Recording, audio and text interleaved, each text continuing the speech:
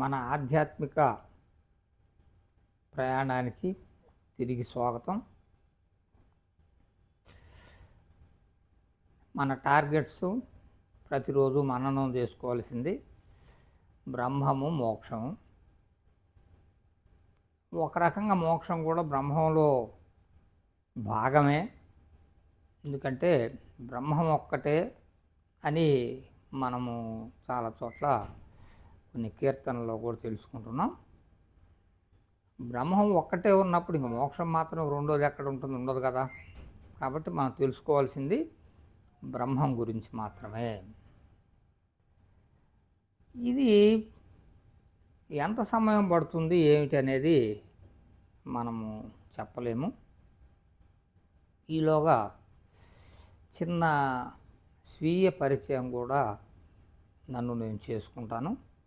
ఎందుకంటే ఇది మా డాటరు తన ఇంట్రెస్ట్ కోసం తయారు చేస్తున్న వీడియోస్ అయినా, నా ఫార్మర్ కొలీగ్స్ తెలిసిన వాళ్ళు కాకుండా ఎవరైనా చూసినప్పుడు ఎవరు ఇతను అనేది ఒక ఇంప్రెషన్ లేకుండా ఎవరికి వినటానికి కూడా టైం వేస్ట్గా అనిపిస్తుంది.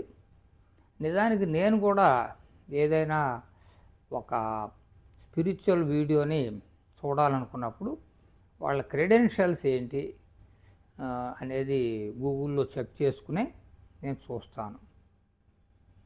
కారణం విశ్లేషణ సామర్థ్యాన్ని ఒక చిన్న ఎస్టిమేషన్, దాని అర్థం ఇతరులకు లేదు అని నేను అనటం లేదు.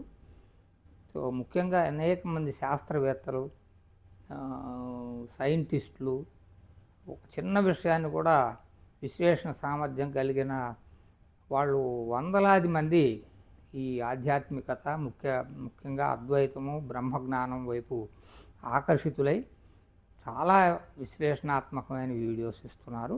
కనుక మనం ఏదైనా చూడాలనుకున్నప్పుడు ఎంతైనా వాళ్ళ సామర్థ్యాన్ని కొంచెం తెలుసుకొని ముందుకెళ్తాం. కాబట్టి నా గురించి నేను కూడా పేరు వచ్చి ఉంటుంది, పేర్లు ఇక్కడ ప్రధానం కాదు. సో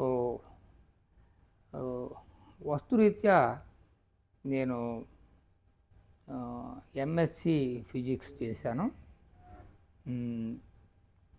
ఒక బ్యాంకులో పూర్తికాలం సర్వీస్ చేశాను. సో మా కాలేజీ కూడా ఒక మాట చెప్పుకోవాలి. కర్నూలులో సిల్వర్ జూబ్లీ కాలేజ్ అని ఒక ప్రత్యేకమైన సంస్థని గవర్నమెంట్ స్థాపించింది. అందులో నేను డిగ్రీ చేయటం, యూనివర్సిటీలోనూ డిగ్రీ అండ్ పోస్ట్ గ్రాడ్యుయేషన్లో ఉత్తీర్ణులై అక్కడ చాలా డీప్ ఎనలైజింగ్ ప్రాసెస్ని అధ్యాపకులు మా చేత చేయించారు. అందులో ఉన్న కాన్ఫిడెన్స్ ద్వారానే నేను ఇవాళ ఈ పురాణాలని, ఈ ఉపనిషత్తులు అటువంటి వాటి మీద ప్రముఖమైన ఆధ్యాత్మికవేత్తల యొక్క విశ్లేషణలని తెలుసుకుని దానికి నా యొక్క స్వీయ అనుభవాన్ని ప్రజెంట్ కాంటెక్స్ట్లో అవి వాడుకోవాలంటే మన దృక్పథం ఎలా ఉండాలి అనే దాని మీద నేను ప్రయత్నం చేస్తున్నాను. దాదాపుగా 10-15 సంవత్సరాలు కొంచెం దీని మీద పురాణాలు ఏంటి అసలు, ఇది ఇందులో ఉన్న వాస్తవాలు ఎంత, మరి దీన్ని మనకి ఏ రకం ఉపయోగపడతాయి, ఇంత నాలెడ్జ్ని మనం ఎట్లా అనే దాని మీద కొంత చదువుకోవడం జరిగింది. మామూలుగా నేను టీచింగ్లో కూడా చాలా సంవత్సరాలు మ్యాథమెటిక్స్ అవి టీచ్ చేశాను. నాకు కొంచెం ఈ విశ్లేషణ సామర్థ్యం మీద నాకు కొంత నమ్మకం ఉండటం మూలంగానే నేను ఈ చిన్న ప్రయత్నం చేస్తున్నాను. ఇక మనం ఒరిజినల్ సబ్జెక్ట్కి వద్దాం. ఈ బ్రహ్మము అనేది అని తెలుసుకోవడానికి మరి చాలామంది వేద పాఠశాలలు ఇటువంటివి కూడా ఉన్నాయి మన దగ్గర. వేదాలు ప్రామాణికం. జీవితకాలం దాంట్లోనే నేర్చుకుంటూ ఉపనిషత్తులు అన్నింటినీ కూడా స్టడీ చేసి దాని మీద ఎడ్యుకేషన్ క్వాలిఫికేషన్ కూడా సంపాదించిన వాళ్ళు అనేక మంది కూడా ఉన్నారు. అయితే ఎవరికి ఎంతవరకు ఈ బ్రహ్మజ్ఞానము మరి తెలుసుకోగలిగారు అనేది అది ఇంకొకళ్ళు టెస్ట్ చేసేదానికి ఇక్కడ మార్గాలు లేవు. మనం విన్న దానిలో రామానుజాచార్యులు గారు కూడా మొదట అద్వైతంలోనే ఉండి వారు గురువు గారిని ఆఖరి క్షణాలలో మరి ఏమండి మీకు బ్రహ్మజ్ఞానం ప్రాప్తి జరిగిందా, ఫ్రాంక్గా చెప్పండి, మరి ఇన్ని సంవత్సరాల నుంచి మనం ఆ ప్రయత్నం ఉన్నాం కదంటే నాకేం జరగలేదు కానీ అది మరి ఆ జ్ఞానం కరెక్టే అన్నారట. సరే మీ నుంచి సమాధానం దొరికింది అని చెప్పి ఆయన విశిష్టాద్వైతాన్ని ప్రతిపాదించారని చెబుతారు. ఏవైనా కూడా నేను ఏం చెప్పినా కూడా ఇంకో చోట విన్నయ్యే కానీ దీని మీద కాంట్రవర్సీస్కి ఏమి నేను ఇప్పుడు పోను, అవసరం లేదు. అంటే జీవితాంతం తెలుసుకుంటున్నా కూడా మరి అదేంటి అనేది అది తెలుసుకోవడం కొంచెం కష్టసాధ్యమైంది. అయితే మరి ఈ శంకరాచార్యులు లేకపోతేనేమో రమణ మహర్షి వాళ్ళు ఎన్ని సంవత్సరాలు చదివారంటే అసలు చదవలేదనే చెప్పాల్సి వస్తుంది ఒక రకంగా రమణ మహర్షి లాంటి వాళ్ళు. మరి వాళ్ళకి అట్లా ఇదైందండి. మనమే ఇన్ని సంవత్సరాలు ఇన్ని ఉపనిషత్తులు నేర్చుకుంటున్నాం. కొంతమంది ఉపనిషత్తుల్ని ప్రత్యేకంగా క్లాసులు చెప్తారట రిషికేశ్లో. ఒక్కొక్క ఉపనిషత్తు దాదాపు రెండు సంవత్సరాలు పడుతుంది అంటారు. 10 ఉపనిషత్తులకి 20-25 సంవత్సరాలు బట్టే దీనిలో మరి వాళ్ళు ఏమీ ఎక్కడ ఏం చేసినట్టు కనపడదు. ఆయన మరి శంకరాచార్యులు కూడా ఆయన జీవించింది అంతకాలం, బాల్యావస్థ నుంచి వచ్చిన తర్వాత మరి ఎప్పుడు రాశాడంటే దాన్ని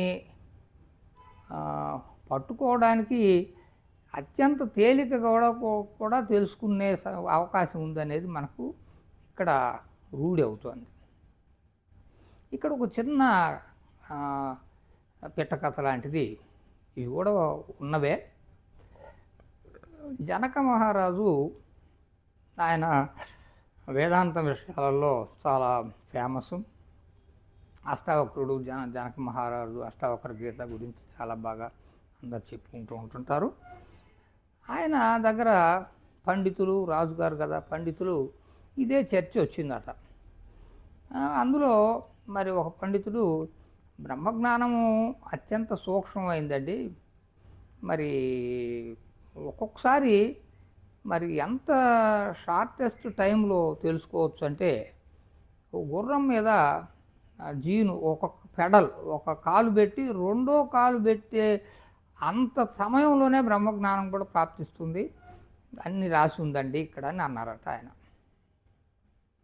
జనక మహారాజు గారు, ఏమండి మీరు ఇప్పుడు అంటున్నారు కదా, నేను గుర్రాన్ని తెప్పిస్తాను, నేనే ఎక్కుతాను, మరి మీరు నాకు ప్రార్థించగలుగుతారా అన్నారట. ఏమంటే అది అయితే నాకు చేత కాదు, మరి ఇక్కడ రాసి ఉంది దాన్ని మాత్రం నేను పూర్తిగా అంగీకరిస్తున్నాను అని వారు అన్నారట. అప్పుడు వాళ్ళని ఇలా జైల్లో పెట్టడం, అప్పుడు నాకు ఎవరైనా జ్ఞానాన్ని ఈ విధంగా ప్రాప్తించేటట్టు చేయగలిగితే వారికి నేను అర్ధరాజ్యం ఇస్తానని చెప్పి ప్రకటించారట. సార్ మరి ఆ రాజ్యం కోసమైనా ఆశపడి కానీ ఎవరైనా ఆయనే బలవంతంగా కూడా పండితుల్ని పిలిపించి మరి ఎవరైనా కూడా మళ్ళీ ఇదే అవుతుంది, ఏం చేయలేకపోతున్నారు. గుర్రాన్ని తెప్పించడం, ఎక్కటం, లేకపోతేనేమి ఇట్లాంటివి ఎంత చేసినా కావట్లేదు, వీళ్ళందరూ కూడా జైల్లో పాలవుతున్నారు. అప్పుడు అష్టావక్ర మహాముని ఈ విషయం తెలిసింది, ఆయన వచ్చారట. ఆయనకి నగర శివార్లలోనే, ఏమంటే మీరు ఎందుకు అక్కడికి వెళ్తారు, ఇక్కడ చాలామంది ఆల్రెడీ మరి జైలు పాలయ్యారు, మీరు వెళ్ళకండి అంటే అదేం పర్వాలేదులే నేను చూసుకుంటానులేని ఆయన అన్నారు. ఆయన వెళ్ళారట.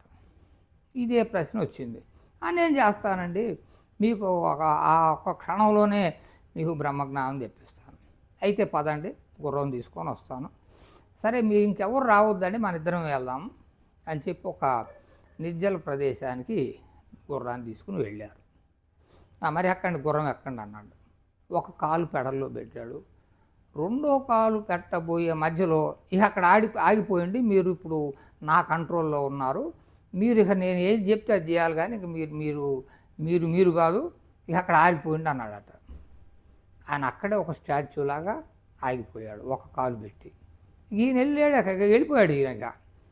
మరి రాజుగారు రావట్లేదు, ఈ భటులు వీళ్ళందరూ మరి వెతికి మొత్తం చూశారు. ఆయన కదలట్లేదు, ఏమి కావట్లేదు. వీళ్ళందరికీ మరి ఒక జిజ్ఞాస పట్టింది. అప్పుడు అష్టావక్రుడు వచ్చాడట కొంతసేపు తర్వాత. ఇక దిగండి రాజుగారు అన్నాడట. దిగాడట. మీకు బ్రహ్మజ్ఞాన ప్రాప్తి కలిగిందా? కలిగింది అన్నాడట. మరి ఏమిటి ఆయన చెప్పింది? మరి ఇన్ని సంవత్సరాల తరబడి రాని వాళ్ళకి మరి ఆయన ఎట్లా ప్రాప్తి కలిగింది అనేది ఒక విషయం అనుకున్నప్పుడు, ఇప్పుడు దాని సూక్ష్మగ్రాహత కలిగిన వాళ్ళకి ఇన్ని పుస్తకాలు అవసరం లేదు. అత్యంత నిగూఢం, అంత తేలికగా కూడా దాన్ని తెలుసుకోవచ్చు. ఆ రకమైన విశ్లేషణ సామర్థ్యం లేని వాడికి 8 జన్మలైనా సరిపోదనేది ఇక్కడ తెలుస్తూ ఉంది. అయితే ఇక్కడ ఏం జరిగింది? మన ఏవ మనుష్యానాం కారణం బంధమోక్షయో. మనిషికి బంధానికి మోక్షానికి కారణం మనస్సు మాత్రమే. మనస్సు అంటే ఏమిటి అనే దాన్ని విశ్లేషణ చేస్తే, ఈ బాహ్య ప్రపంచం నుంచి ఇంద్రియాల ద్వారా విషయాలను సంగ్రహించి వాటిని మరి సమీకరించి క్రోడీకరించి ఒక నిర్ణయానికి రావటం, దాని మీద ఒక అభిప్రాయాలు తెలియజేయటం. సో అందులో అనేకసార్లు డౌట్స్ వస్తుంటాయి. సో ఇన్ఫర్మేషన్ సరిగా తీసుకోనప్పుడు అనేక తప్పుడు నిర్ణయాలు లేకపోతే తప్పుడు కంక్లూషన్స్కి డ్రా చేస్తుంటారు. ఏ సమస్య వచ్చినా కూడా దానికి మనస్సే కారణం. కనుక ఈ మనస్సుని నిగ్రహించగలిగితే అదే బ్రహ్మము. నిశ్చలమైన మనస్సే బ్రహ్మము అనేది అక్కడ ఆయన తెలియజేశాడు. కనుక ఈ బ్రహ్మజ్ఞానానికి ఇంత సమయమో అంత సమయం అని లేదు. కానీ మరి ఏ విషయమైనా కూడా ఎంత తేలికైందో దాన్ని తెలుసుకోవడమే కష్టమవుతుంది. కొంచెం లెంగ్తీ ప్రాసెస్ ఉన్నదాన్ని కష్టపడి సాధించవచ్చు, కానీ అత్యంత సూక్ష్మమైన దాన్ని తెలుసుకోవడానికే అత్యంత కష్టతరంగా ఉంటుంది. జీవితకాలం సరిపోదు. ఇది బ్రహ్మం గురించి చిన్న ఇంట్రడక్షను. అయితే ఇక్కడ ఇంకొక మాట చెప్పి ముగిస్తాను. అయితే ఇదంతా మనకు ఎందుకండి కథ ఏంటి అనేది ఒక ప్రశ్న పడ్డప్పుడు, ఒక వైద్యుడి దగ్గరికి పేషెంటే వెళ్తాడు కానీ మిగతా వాళ్ళు వెళ్ళరు కదా. అంటే నీకు దుఃఖం సుఖ దుఃఖాల మధ్య నేను ఇబ్బంది పడుతున్నాను అని, నాకు ఇది దీనివల్ల స్ట్రెస్ అవుతుంది. ఈరోజు ప్రపంచంలో పూర్తి స్ట్రెస్సే అన్ని వ్యాధులకు కారణంగా తెలుస్తున్నది. పైకి కనపడలేటం లేదు.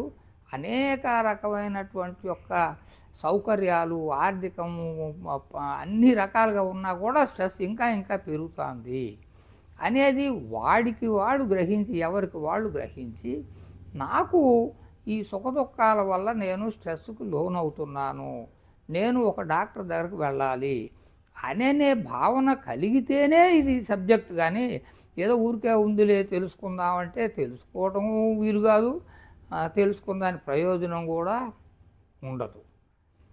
ఇంకొకటి నార్మల్ కుతూహలం కూడా చాలామందికి ఉంటుంది.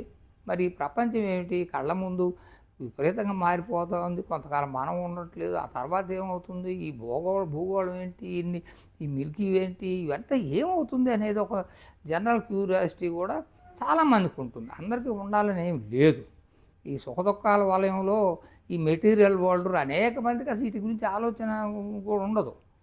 వాళ్ళకేదో వాళ్ళకున్న సాధనాల ద్వారా ఏదో భక్తి మార్గంలోనో వాళ్ళు వెళ్తుంటారు, వాళ్ళు ఎంతో కొంత సొలేసి పొందుతుంటారు, దాని వాళ్ళకి సరిపోవచ్చు. కానీ అది చాలకుండా మరి ఈ విషయాలని నేను తెలుసుకోవాలి. ఈ జీవించి ఉన్నంత కాలమే కదా మనకు ఇక్కడ ఏంటి, ఈ మిస్టరీని నేను ఛేదించాలి.